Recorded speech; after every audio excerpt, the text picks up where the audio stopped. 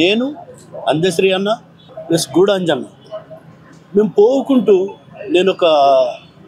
కావ్యం రాసిన.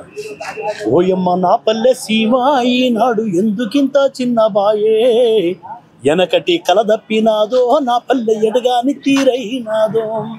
పచ్చ పచ్చని పంట సేండ్ల నట్ట నడుమ బొట్టు పెట్టినట్టు నా పల్లె ఉండేది, పొందిచ్చుకున్నట్టు బొడ్రాయితో పాటు పోషమ్మ గుడి పల్లె కందంగా ఉండేది,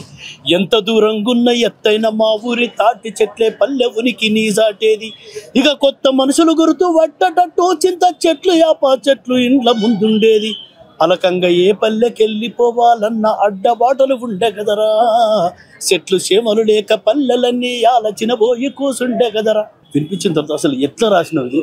అంటే అన్న ఇది 100 ఏళ్ల కింది చరిత్ర అన్న, 100 ఏళ్ల కింది మానవుని చరిత్ర అంటే 100 ఏళ్ల కింది కాదు, ఇది 100 ఏండ్ల నా ఊరని పుస్తకం వేద్దాం, నువ్వు 10